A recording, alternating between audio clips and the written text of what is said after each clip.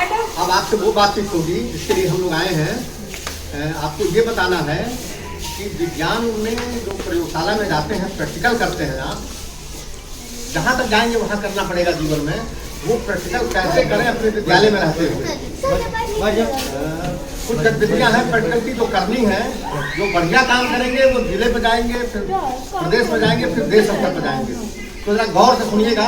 अपने बीच में इशारा पब्लिक स्कूल की प्रिंसिपल आदरणीय ममता शर्मा जी हम लोगों के बीच में हैं। आपके बच्चे हर साल नेशनल जाते हैं, कैसे जाते हैं वही ढंग आपको सिखा देंगे कि आप भी नेशनल जाएँ। और साल आपके बीच का एक छात्र नेशनल जाते जाते रह गया था, स्टेट तक गया था। इसीलिए हम लोग आना हुआ कि हम सबके बातचीत कर रहे हैं आपसे।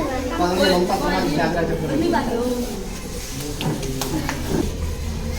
इस स्कूल इस प्रांगण की प्रधानाचार्य दीक्षित मैडम, हम सब जिन्हें बहुत समय से जानते हैं, सुषमा राव मैम, और यहाँ पर उपस्थित सभी विदुषी अध्यापिकाएं और प्यारे बच्चों, सबसे पहले आप सभी को अभिवादन और बच्चों को बहुत बहुत प्यार।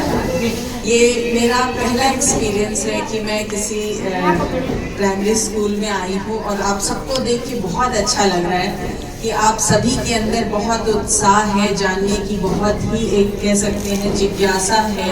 और आप सभी चीज़ों को अभी यहाँ बैठ के मैं कंपेयर कर रही थी अपने स्कूल और आप लोगों के बीच में बच्चों में क्या डिफरेंस है। तो उन्हें बहुत सी चीज़ें बताई जाती हैं तो वो कई बार ये शो करते हैं कि yes we already know this, हमें ये पहले ही पता है, हम पहले ये देख चुके हैं। लेकिन आप लोगों में हर चीज़ को जानने की बहुत ज़्यादा जिज्ञासा है और ये बहुत अच्छी चीज़ है, क्योंकि जब तक हमारे अंदर क्यूरोसिटी नहीं होगी किसी चीज़ को जानने की, ये क्यों होता है, कैसे होता है, क्या नया है इसमें, तब तक हम लाइफ में जीवन में कभी कुछ नहीं सीख सकते। तो आप लोग बहुत ही यहाँ पे कहते हैं एनर्जेटिक लगे इस चीज़ को सीखने के लिए। आपकी एनर्जी लेवल का यहाँ से ही जानकारी पता चलता है कि आप लोग जो भारत माता की जय बोल रहे हैं उसमें एक अलग एनर्जी है। अब मेन आते हैं हम लोग बाद में, जैसे त्रिपाठी सर ने कहा कि आज वो हम लोग को लेकर आए हैं। वैसे मैं तो देखो लिटरेचर की स्टूडेंट रही हूँ शुरू से और मेरा साइंस में बहुत कम इंटरेस्ट था, लेकिन क्योंकि अपने स्कूल की हेड होने के कारण, जैसे मैम ने भी यहाँ बताया कि उनको सब चीज़ में पार्टिसिपेट करना पड़ता है because she has a calibre, इनके अंदर सारी चीज़ों का नॉलेज है। तो मैं भी अपने बच्चों को कई बार मोटिवेट करने के लिए उसमें इंटरेस्ट लेती हूँ कि हाँ आपको साइंस का प्रोजेक्ट हमें लेकर ही जाना है, ऐसे करना है, वैसे करना है। तो मेरे सिर्फ आइडियाज़ होते हैं, मेहनत टीचर्स की और बच्चों की होती है। तो आपको सर ने बताया कि NCSC की तरफ से लास्ट ईयर भी आपका एक प्रोजेक्ट दिया था और मैं भी वहाँ थी, मैंने देखा था, बहुत अच्छा आप लोगों ने उसमें मेहनत की थी और आपकी गाइड टीचर मैम ने बहुत मेहनत की थी आपके साथ। तो इस बार भी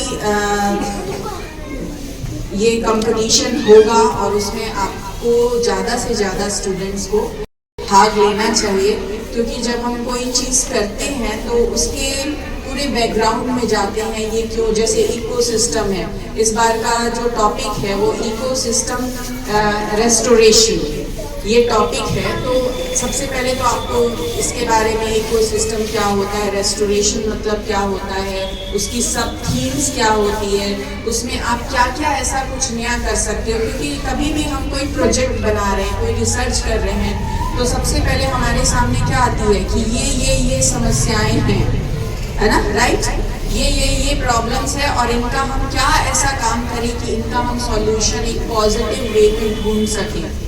तो यही काम आपको इस बार भी करना है। आप अपने सराउंडिंग में देखिए, हेल्थ से रिलेटेड, एनवायरनमेंट से रिलेटेड, कल्चर से रिलेटेड क्या ऐसी चीज़ें हो रही हैं जिनका बैड इफेक्ट पड़ रहा है हमारे इकोसिस्टम पे, हमारे एनवायरनमेंट पे, हमारे सराउंडिंग पे, और फिर उसका सॉल्यूशन हम उस पर कैसे काम करेंगे, उसका सॉल्यूशन ढूंढा जा सके।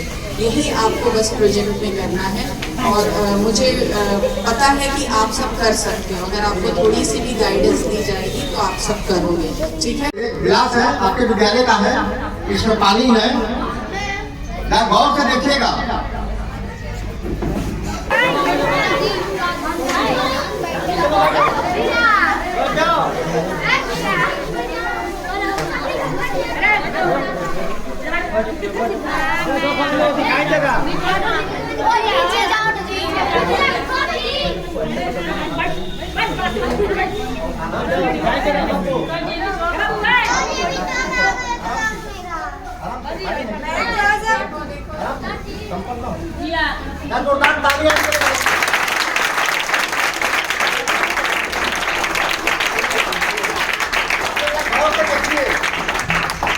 ये पानी क्यों हवा में रुका हुआ है?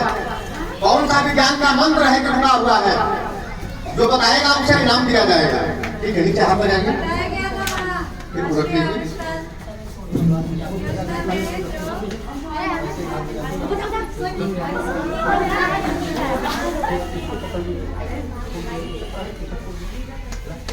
दोनों हाथ पकड़ लीजिए।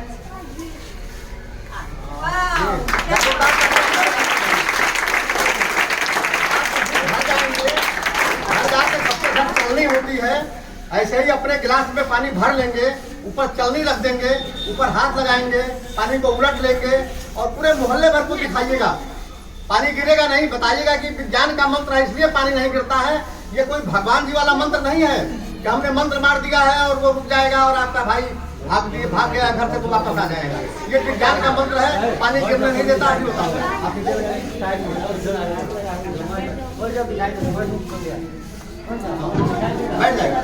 बेटे गिलास में पानी है, पानी का एक वजन होता है। गिलास के नीचे, पानी के नीचे एक कागज का टुकड़ा लगा है। कागज के टुकड़े के नीचे क्या है कोई बताएगा? कागज के टुकड़े के नीचे हवा का दबाव है, हवा है, वायु का प्रेशर है। और वायु का प्रेशर इतना ज्यादा है कि पानी के गिलास का वजन हल्का पड़ जाता है, छोटा कम पड़ जाता है। ये गिलास अगर 36 फुट ऊंची हो तो भी ये पानी गिरेगा नहीं। जब ये गिलास 36 फुट से ज्यादा ऊंची होगी तब पानी का वजन ज्यादा होगा, हवा का दबाव घटेगा और पानी गिरेगा। ठीक है, बाकी बातें विज्ञान की और अच्छे से विज्ञान के शब्दों में लोग बताएंगे। हमने तो ऐसे भोजपुरी में आपको बताया कि ऐसा हो सकता है, लेकिन और भी बहुत सारे कारण वैज्ञानिक ढंग से बताए जा सकते हैं। चलिए आइए हम आगे की बात करते हैं, बैठ जाए।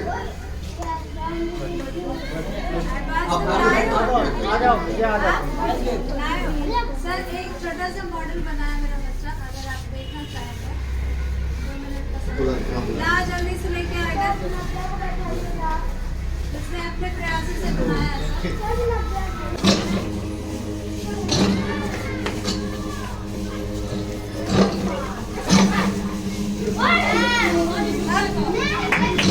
बहुत बढ़िया, बहुत बढ़िया।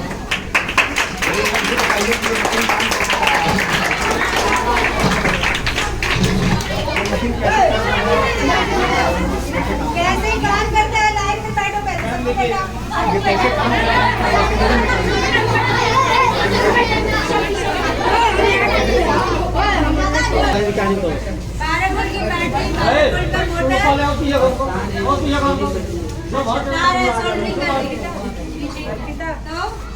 कहाँ से किया आपने इसको? ये चाबी कहाँ से लाए थे? चाबी से ऑन किया? चाबी से ऑन हो रहा है ना? इन्होंने कुछ अरेंजमेंट किया है कि चाबी से खुलेगा, इसको देख सकते हैं, चिपका दिया इसको। अच्छा यहाँ से, अच्छा खुल नहीं पाएगा, उसको पाइप है जितना अकोमोडेट हो जाए उतनी चीजों को वैक्यूम टाइप का, जैसे वैक्यूम क्लीनर काम करता है। कितने का है? कितना लगा है? पुराना है, पता नहीं, बस मोटर और बैटरी का जो भी लगा है सर, बाकी तो दफ्ती और प्लास्टिक है वो सब बेकार की चीज। मार्केट में है, लेकिन हम लोगों का इनोवेशन तब आएगा कि हम एक एक किसान के लिए मशीन बना दें, सस्ती मशीन हो, हर आदमी अपने घर रखते अपना किसान में। अगर ऐसा कुछ कर पाते हैं तो भाई लास्ट ईयर एक बच्चे ने आदर्श में बर्तन धोने वाली मशीन बनाई, मतलब dish washer, it was semi automatic, जैसे पूरी तरह से सेमी ऑटोमेटिक और सस्ती। जैसे हाथ में थोड़ा आपको लगाना है इसमें, लेकिन स्क्रबर जो है वो मोटर से चलता है। आप बस पकड़ लीजिए इसको और बर्तन पे रख दीजिए और वो अपने आप रोटेट कर देगा। उसने मशीन चलेगी, ईंधन क्या होगा उसका? ईंधन क्या होगा उसका? ईंधन बिजली से चलेगी सर, बिजली से। हाँ, सौर ऊर्जा से भी उसे चलाया जा सकता है। जो भी बिजली से चलता है वो सारा चीज सौर ऊर्जा से चल सकता है। आपके स्कूल में भीतर से चूना लगा हुआ है ना, और बड़े बड़े जंगले भी हैं, एक आध जंगले बंद भी हैं, एक आध जंगले खुले भी हैं। पंखे पंखे हैं, अगर है भी तो बिजली कम रहती है, आप गर्मी से बहुत परेशान रहते हैं। लेकिन अगर आपने ये तय कर लिया सभी छात्र मिलके कि हमको बिना बिजली के, बिना डीजल के और बिना पंखे के, बिना किसी एसी के, बिना कूलर के अपने कमरे को ठंडा रखना है, ये इसी प्रोजेक्ट पर काम करना है। मान लीजिए आपको कैसे करेंगे आप? आइए 2-3 उदाहरण हम दे देते हैं, बाकी आप ढूंढिएगा और इसी पर एक काम करिएगा कि बिना किसी ईंधन के, बिना किसी यंत्र के अपने कमरे को ठंडा कैसे रखेंगे। यही एक प्रोजेक्ट का हिस्सा हो जाएगा। तो प्रिंसिपल साहब ने तो नीचे से चूना खाली करा दिया है, लेकिन बेटे अगर प्रिंसिपल साहब से चूना मंगवा लीजिए, एक झाड़ू कूटा मंगा लीजिए, एक सीढ़ी मंगा के ऊपर छत पर चढ़ जाइए और अपने स्कूल के छत को अगर चूना से पेंट कर दीजिए, तो विज्ञान के गुरुजी बताएंगे ये लोग कि सफेद चूना से छत अगर पेंट हो जाए तो सूर्य की किरणें आती हैं और रिफ्लेक्ट हो जाती हैं, वो गर्मी नहीं दे पाती हैं। और आज के तारीख में अगर नाप लीजिए अपने कमरे में कितनी गर्मी है आपके कमरे में, और चूना लगा लेने के बाद आपके कमरे में कितनी गर्मी है, अगर यह नाप दें आप, नापा जा सकता है, ये अंतर आएगा। और यही आपका कार्य होगा कि बिना किसी ईंधन के, बिना किसी यंत्र के आप अपने कमरे को ठंडा रख सकती हैं। एक उपाय ये हो सकता है। दूसरा उपाय हो सकता है, जैसे सामने देख रहा हूँ एक जंगला बंद करा रखा है, 2-3 जंगले खुले हैं, लेकिन आप पे ये कह दीजिए कि वो जंगला बंद ना करें, जो खुला है उसको भी हम लोगों ने देखा था, खस की टट्टी होती थी, एक पर्दा होता था जो खस का बना रहता था और जंगले के पीछे लगा रहता था। हम लोग का पुराने जमाने में पढ़ने जाते थे, हम मधौली इंटर कॉलेज में पढ़ते थे, वहाँ होता था वो खस की टट्टी लगी रहती थी। और आप जब अपने घर से आए हैं तो स्कूल में लोटा रखा रहेगा, पानी 1 लोटा ले लीजिए और अपने जंगले के सामने उस खस की टट्टी पर 1 लोटा 2 लोटा पानी फेंक दीजिए। निश्चित रूप से आप बिना खस की टट्टी के, बिना पानी के, जितना कमरा आपका टेम्पर है, अगर आपने खस की टट्टी लगा दी और पानी फेंक दिया तो आपका कमरा थोड़ा कूल हो जाएगा, ठंडा हो जाएगा। इसके अलावा एक उपाय और हो सकता है, चारों कोने होते हैं, चारों कोनों पर थोड़ा थोड़ा बालू रख दीजिए, थोड़ा ईंटा लगा दीजिए, उसमें बहुत बड़ा घड़ा आपसे खरीदा मंगा लीजिए, दीदी खरीद कर ले आएंगे, उसमें पानी भर दीजिए। आप अपने पानी के लिए मत कहिए इनसे, घड़े मंगा देंगे, घड़े मंगा देंगे ये, आप उसमें पानी भर दीजिए। रोज देखिए पानी खत्म तो नहीं हो गया, पानी भर दीजिए, उसमें थके रहिए।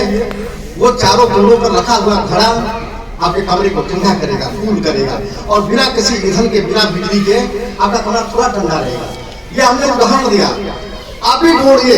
जैसे ये मशीन बनाना है इन्होंने, धान काटने वाली, कुछ भी काट रहे हैं, एक लड़का है जो बना रखा है, साइकिल को एक बार स्टार्ट करता है, वो कई रिंग की साइकिल बना रखा है, उसकी साइकिल बहुत देर तक चलती रहती है। कुछ आप भी कोई ऐसा यंत्र बना दीजिए कि वो हवा आपको फेंकता रहे, देता रहे। तो सोचिए कौन सा यंत्र बना देंगे कि उसमें कोई बिजली ना लगे, कुछ ना लगे, तमाम गेयर रहे, कई सिस्टम रहे, कैसे बना देंगे और वो आपका हवा देता रहेगा। आपको तो 4 घंटे रहना है यहाँ, 4 घंटे के लिए हवा का इंतजाम कैसे कर सकते हैं? किसी मशीन का कोई इजाद कर सकते हैं, कुछ और ढूंढ सकते हैं। इसमें उदाहरण के लिए कैसे बड़ी चीज खोज दी जाती है बेटे। जैसे बहुत पहले हम लोगों के जमाने में, कहीं आप लोग देखे नहीं देखे, 100 वाट, 200 वाट, 60 वाट का सबसे छोटा बल्ब होता था। कोई जानते हैं इसमें आप लोगों ने 60 वाट का बल्ब देखा है? 60 वाट का नहीं देखा है ना? सिल्वर बल्ब देखा है, एलईडी देखी है, लेड देखा है? Yes sir. पहले हम लोगों का जो बल्ब आता था ना 60 वाट वाला, 200, 100 वाट वाला, वो प्रकाश भी देता था और गर्मी भी देता था, और उसमें बिजली बहुत खर्च होती थी। आगे चलकर सिल्वर बल्ब आया, उसमें थोड़ी बिजली की खपत कम हो गई, कम बिजली में ज्यादा प्रकाश देने लगा। लेकिन जब ये लेड बल्ब आया ना, लेड बल्ब को जो खोज दिया है, उसको नोबेल पुरस्कार मिला है, उसका नाम भूल रहा हूं, उसे नोबेल पुरस्कार मिला है बेटे। उसने किया क्या, उसने अध्ययन किया कि इस बल्ब से प्रकाश भी मिलता है और गर्मी भी मिलती है। प्रकाश और गर्मी दो बातें अलग अलग है बेटे। उस पुराने बल्ब से प्रकाश भी मिलता था हमें और गर्मी भी मिलती थी। लेड बल्ब में केवल प्रकाश मिलता है, गर्मी नहीं मिलती। उसने गर्मी निकाल बाहर कर दी, केवल प्रकाश देता है, बहुत कम बिजली लगती है। और कल्पना करिए पूरे दुनिया में वो बल्ब लगाया जाता है, कितनी बचत हुई होगी ऊर्जा की, बचत की, और उसे नोबेल पुरस्कार मिल गया था। आप भी खोजिए, कुछ इस तरह की बात खोजिए, कुछ नई बात करिए, आप भी कोई बहुत बड़े वैज्ञानिक हो जाएंगे। और वैज्ञानिक बनने के लिए किसी लैब की जरूरत नहीं होती, किसी पद की जरूरत नहीं होती, किसी बहुत पैसे की जरूरत नहीं होती बेटे। एक उदाहरण है, ये आप पेड़ है ना पीपल पाम साले, एक बार एक आदमी किसी पेड़ के नीचे सोया था, दोपहर में धूप में छांव में आराम कर रहा था। उसके सामने फल नीचे गिर गया। वो लगा सोचने ये क्यों नीचे नहीं गिरा, ऊपर क्यों नहीं गया, दाएं बाएं क्यों नहीं गया। कोई बताएगा क्या नाम था उसका? न्यूटन। बहुत बढ़िया, क्या नाम है आपका? हाँ, न्यूटन ने क्या खोजा था बेटे? खड़े हो जाइए। न्यूटन ने क्या खोजा? हाँ बहुत बढ़िया, इनके लिए जोरदार तालियां। केवल अपने मन से क्या क्यों कैसे का सवाल किया और उसको उत्तर मिल गया कि धरती में गुरुत्वाकर्षण शक्ति होती है, इसीलिए ये फल नीचे गिरता है। और दुनिया का बहुत बड़ा वैज्ञानिक हुआ। एक आदमी थे, उनकी पत्नी घर में किचन में भोजन बना रही थी, तो उनको पत्नी से कोई बात करनी होगी, किचन में घुस गए। तो किचन में जाते हैं तो देखते हैं कि उनके किचन में बटुली के ढक्कन में कुछ चावल दाल बन रहा होगा। उनके बटुली का ढक्कन बार बार ऊपर उठता था। वो बेचैन हो गए, लगे अपने मन से सवाल करने कि ढक्कन ऊपर क्यों उठता है, कौन सी ताकत इसे ऊपर उठाती है, ये कैसे ऊपर उठता है। कोई बताएगा क्या नाम था उसका, उस आदमी का? हाँ क्या बताइए, क्या नाम था उस आदमी का? नाम क्या था जो देखा था बटुली के ढक्कन को ऊपर उठते हुए? कोई बताएगा? हाँ बताइए। उस आदमी का क्या नाम था जो बटुली के ढक्कन को ऊपर उठते देखा था? चलिए मैं बता देता हूँ। उस आदमी का नाम था जेम्स वाट। क्या नाम था बताया है? क्या नाम है? खड़े हो जाइए। हाँ क्या नाम है? इनके लिए जोरदार तालियां। बटुली के ढक्कन को कौन ऊपर उठाया? हाँ क्या क्या वाष्प पर उठाया। हाँ ठीक है, बढ़िया है, बढ़िया बोल रहे हो। भाप की शक्ति ने ढक्कन को ऊपर उठाया। और जब जेम्स वाट ने भाप की शक्ति खोज दी तो एक दूसरे वैज्ञानिक हुए, उन्होंने भाप की शक्ति से चलने वाले इंजन का आविष्कार किया। कोई बताएगा क्या नाम था? कल यहाँ पे स्तर का ऊपर का मामला है, के बच्चे बताते हैं। एक वैज्ञानिक सर स्टीवनसन, उनको टेक्नोलॉजिस्ट भी कहते हैं, उन्होंने भाप की शक्ति से चलने वाले इंजन का आविष्कार किया था। ये उदाहरण इसलिए बेटे, आप जहां भी रहिए अपने मन से क्या क्यों कैसे का सवाल करते रहिए। घटित घटनाओं को गौर से देखिए और जानने का यत्न करिए ये क्यों हो रहा है। आप एक बहुत बड़े वैज्ञानिक बनेंगे।